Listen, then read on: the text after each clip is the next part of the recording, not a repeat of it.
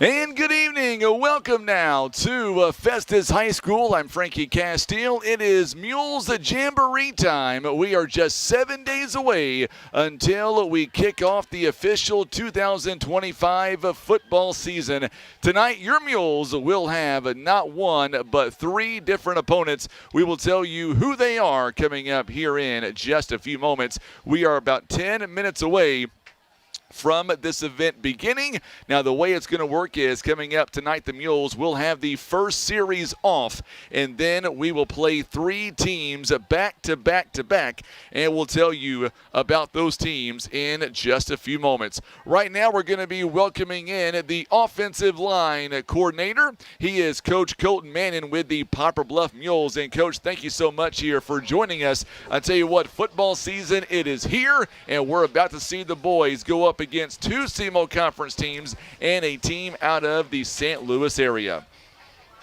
Yeah, we're excited. It's like a holiday. Hey, man, this is my first interview, all right? We got to get ready for the season. See, I'm taking a dress rehearsal kind of like our guys are. Yeah, we're excited to play two SEMO Conference teams, kind of see what we're working with through the year, get some film on them, and be ready for them when we play them. Well, let's talk about what's led us to the Jamboree. What are some things that you've been excited about this summer as we've seen the mini camps and whatnot? It's all paying off here tonight. What are some things that you're looking forward to as the Mules take the field in about 25 minutes from right now? Oh, I'm looking forward to some results from hard work. These guys have put it on the field every day, 4 or 5 days a week for a couple months now. We've been trying to keep it fun for them. Mix it up a little bit, but these guys, they put in the effort every day. I'm looking forward to some results. I know I'm biased towards the offensive line. I'm looking forward to seeing how those guys perform. With the exception of one or two guys, we're replacing 5 guys up front. So I'm ready to see how the results of the competition went, and we'll go from there. You know, looking at what we saw last week at the scrimmage game, I'll tell you what, there was a lot to be excited about. The Mules defense really stepped up big. I remember seeing Bryce Dobbs at the very end of the night. It was hot, it was humid, and he was still giving everything that he had, and that's got to give you a lot of confidence. Even though he's not the offensive line, I tell you what, Dobbsy plays really good defense, no doubt about it. Oh, yeah, he makes all 5 of our guys better. He challenges them every day. He gives it his all every day. Absolutely, and we're going to see that coming up here tonight. So it's going to be fun to see our Mules going up against other opponents here instead of themselves. And you know what? We're going to see some familiar faces coming up tonight. We're going to see the Farmington Knights to begin things in just a few minutes. We'll transition to Seckman and then Jackson later on tonight. Yep, I'm excited about it, man. Like I said, we're gonna kind of see what we're working with later on in the season. And we also get to see new guys, like you said. I think the guys are kind of really excited to hit a new jersey, someone in a new face. I'm excited to see what happens, man. Tell me, what are you guys looking for? Obviously, next week, season opener on the road. What are you looking for early in this Jamboree, whether you're looking at the offensive line or the offensive plays or maybe even the defensive plays? What's going to set the tone in your mind, not just for tonight, but the remainder of this season? We used tonight, Jamboree night, to see what all worked during the summer, what we need to improve on, weaknesses, strengths. Obviously, we'll work on the weaknesses. They'll both get exposed. Hopefully, there's a lot more positive than negative, but we're not naive. We know there'll be a little bit of adversity, and we'll learn how to fix it and hopefully be prepared for Valley View week 1. As a coach, how confusing is a Jamboree as you're going to hear whistles all night long? I hope our guys are listening to our whistles. Oftentimes there's guys that'll listen to another field's whistle, stop, and someone will run or someone will get hit while someone else is stopping. So we might preach to the guys to play till 2 whistles tonight. We don't know. Let's go set by set here. If you're on the offensive part of things, what guys, or I should say maybe what plays are you excited to run most here tonight? On the defensive side, what are you looking for? Which positions are you looking for those players to step up and make some big plays here tonight? Back to what you said on defense, I think we're all kind of excited to see Coach Manning's defense. We have a lot of young returners back. We had a couple of guys to replace. I think we replaced them pretty well. On the offensive side, We've got a lot of running backs back. Devin Ferguson. We got Alex Larkins. We got a couple new faces and new spots at slot and receiver.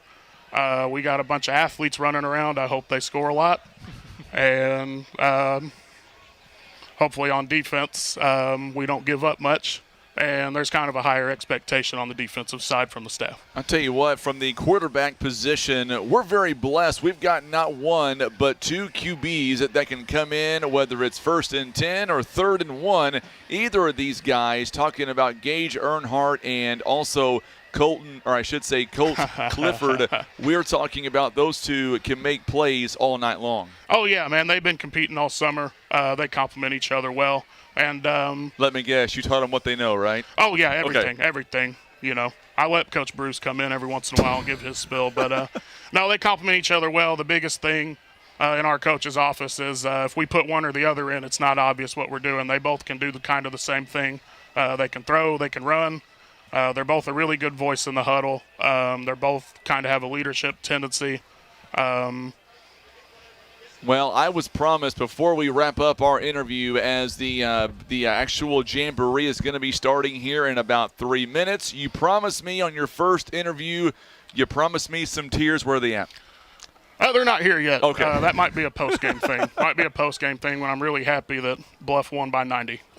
Bluff won by 90. Bluff by 90. It's always a fun time. Last question, as a coach, I mean, obviously Jamboree time means that football season is here, and I'm assuming that you and the other coaches are really treating tonight as really week one. Yeah, it's like a week one. It's a dress rehearsal. You know, game situation. We got real referees, chains. We're hitting different jerseys.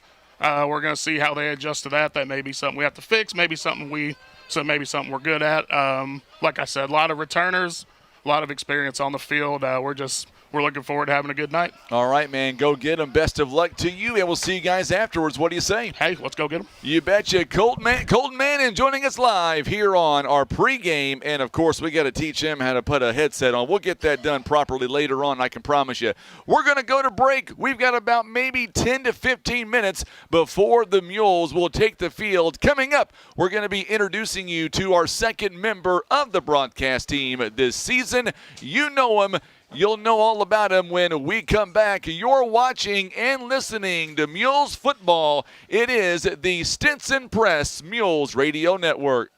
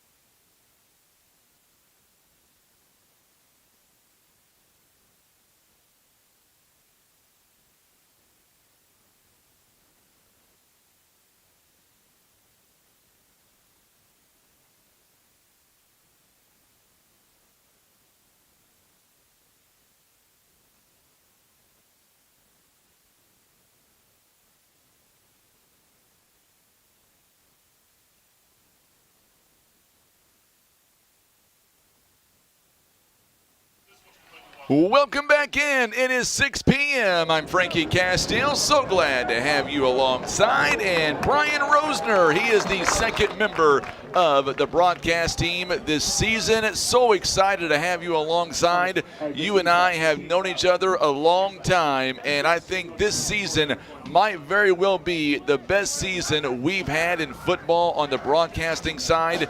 You're going to bring the other ones walking off the field. Now the other one's going to join them. Let's move. I'm assuming the other team was Capital City, I believe. Is that right? Yeah, they got Capital City over here, and then Seckman, I believe. Yeah. And now Farmington's coming up next. I'll tell you what, Coach Brent Eckley bringing out his Knights.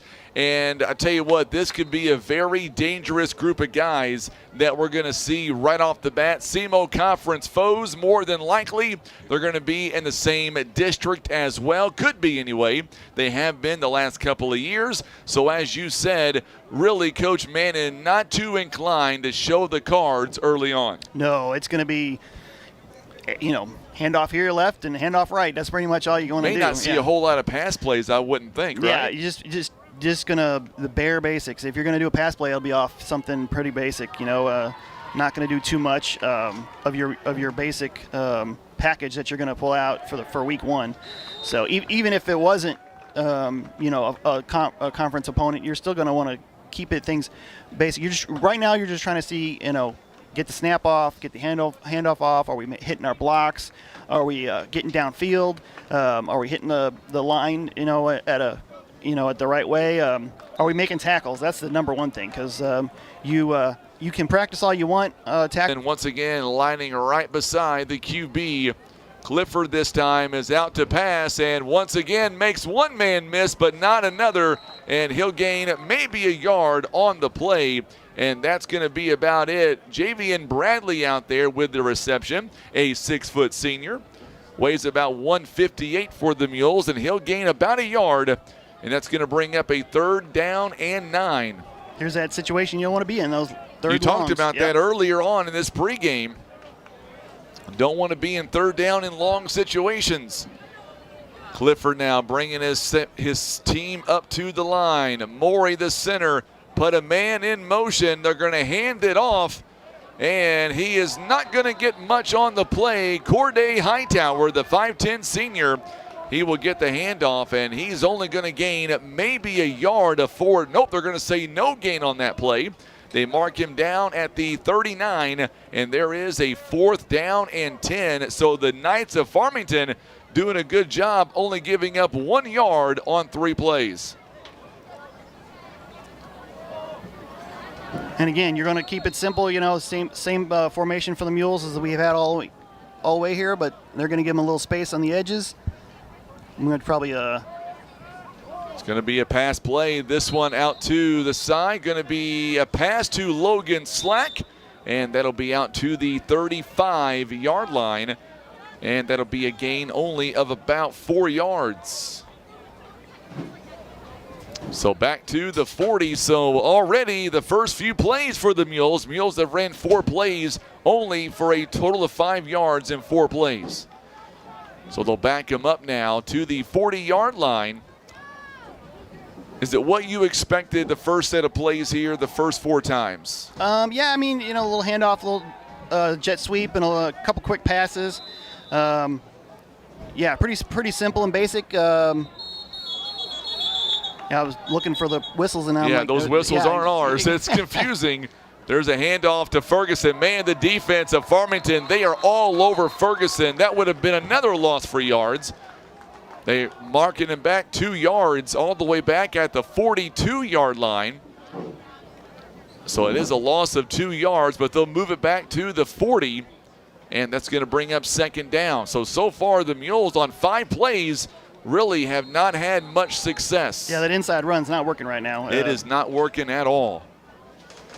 And again, that's good. We're learning why that is. On the tape, we're definitely going to be the coaching staff will definitely be on top of that first thing to start with. And now here is another pass play to the outside, incomplete outside to Caden Jenkins. Jenkins unable to make the catch, and that's going to bring up a 3rd down and long. So it was 3rd and 9 a moment ago. Now it is 3rd and 10. Mules have not had much success early on. But we expected this, to be honest with you. Mules have only moved the football maybe a yard so far. They did have a 4th and about. They got about 4 yards. And that's been their biggest gain so far in this Jamboree. And now we're going to have a new quarterback. Earnhardt's going to go deep. And he goes just over the fingertips of, it looks like, Logan Slack. Earnhardt was going deep, and Slack could not come up with it. Already 3rd down in this set. Incomplete pass. It's preseason for everybody. It's trying to keep up, you know. Or 4th and 10, rather. I said 3rd down. It's 4th down and 10. Play number 9 coming up now for the Mules. Yeah, they go empty backfield now, trying to spread things out. They did this a moment ago. Earnhardt. They're going to hand it off to Ferguson. Ferguson this time. He's got a 1st down, and he is still going. Ferguson may score. He will. Nice run. Touchdown. There's a flag down, though. Oh, it's going to come back. I just say that. I didn't see it at first, but it's going to be against the Mules, it looks like. They're walking it back, holding on the Mules. I would say that that may have been why he broke free there. He broke free. We saw that a week ago during the scrimmage game. Thought that was going to be 6 points for sure. Boy, that would have turned this whole Jamboree around real quick for the Mules. So instead of it being a touchdown and 6 points, 4th down, once again back on the 40-yard line. Are they going to give it back to a 1st down? Are they going to decline it, or what are they going to do? Can't see the box. It looks like it says 1st down, I believe. Yeah, probably just going to start over. Yep, it looks like they're starting over. Absolutely. I like it. You can't take the penalty all the way back because it would have only been a 2-yard penalty. Earnhardt going to get, there's a nice pass play. This one to Ferguson. Ferguson makes one man miss. Can't make a second man miss, and he is going to be near the 33-yard line. That's a gain of nearly 7. We'll see where they mark him down, maybe to the 32-yard line. It is an 8-yard pickup. Last couple of plays for the Mules, Brian, we've seen some movement from the offensive line. So now we're already, if you can believe it or not, we're already on play number 11 on this first series for the Mules. Good couple of moves there by, was it Ferguson? Yeah. Ferguson, yeah. Yeah, I don't even know the roster yet. It's early for everybody. It's folks. early. Yeah. And I'll be honest with you, these numbers have changed weekly so far. And they'll keep changing. And they will. All season. Glad you're doing that part of it for me. Earnhardt now, once again, shotgun formation. He's back to pass. He's got a man over the middle. Slack will score. Touchdown, a Poplar Bluff. Boy, what a drive that was. And Earnhardt goes over the middle to a wide open Logan Slack for the touchdown. That was a nice pass. It was. So on the scoreboard, it says 6-0. They're not going to do the extra point, so we'll give them an extra point anyway, just for good measure. We'll make it 7-0. What do you say? Works for me. 1 touchdown. Good job there by Gage Earnhardt. Our broadcast here tonight proudly presented by American Family Insurance Agent Gerald Zerwanka, Pizza Inn, and Barker's Towing and Auto Repair.